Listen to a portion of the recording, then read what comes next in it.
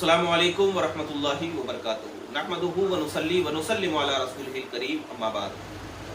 सर्दियों में टोपा लगा करके नमाज पढ़ने में कोई कराहत नहीं, यानी आम तौर पे जो सर्दियों में टोपा लगाते हैं कान को छुपाने के लिए, तो क्या है उससे नमाज पढ़ने में कोई कराहत नहीं।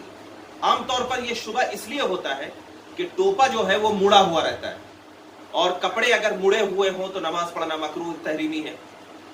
तो इसी बुनियाद पर लोगों को क्या है आम तौर पर यह शुबा होता है। लेकिन एक बात जहन में रखें कि टोपा लगा करके नमाज पढ़ने में इसलिए नहीं कोई कराहत है कि इसमें शरअन कफ़े सौब पाया ही नहीं जाता। क्यों? इसलिए कि इसको ऐसे ही सिया जाता है।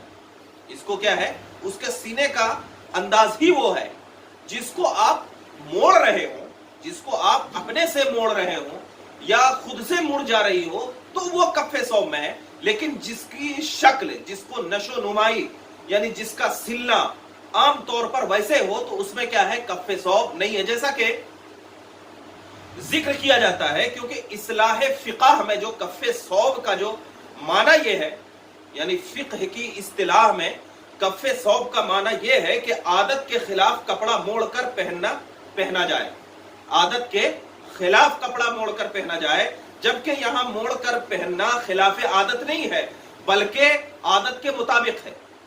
यहां पर कपड़ा जो मोड़ करके पहनना यह खिलाफ आदत नहीं है बल्कि क्या है, आदत के मुताबिक है। लिहाजा इसे कफ़े सौब नहीं माना जाएगा, कफ़े सौब नहीं माना जाएगा। और ऐसे ही फरमाया गया कि जाड़े के मौसम में जो ऊनी टोपी मोड़कर पहनने का जो रिवाज है वो शरअन कफ़े सौब नहीं। इस वजह से ये टोपी पहनकर नमाज पढ़ने से जर्रा बराबर भी कराहत नहीं आएगी। और आला हजरत अजीमुल बरकत अलैहि रहमत व रिज़वान फरमाते हैं कि किसी कपड़े को ऐसा खिलाफ आदत पहनना जिसे मुहज्जब आदमी मजमा या बाजार में न कर सके, मजमा या बाजार में न कर सके और करे तो बेअदब और खफीफुल हरकत समझा जाए तो ये भी मकरूह है। अब जरा आप टोपी पहन करके मजमे में चले जाएं या बाजार में चले जाएं तो क्या आपको उसके पहनने की वजह से बेअदबी या खफीफुल हरकत यानी एकदम कम हरकत समझ में आएगी? कोई आदमी आप जाएंगे तो इसको क्या है, गिरी निगाह से देखेगा?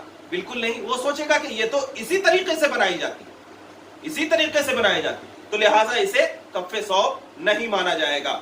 और फतावा हिंदिया में भी ये जिक्र किया गया है, दुर्र मुख्तार में भी ये जिक्र किया गया है।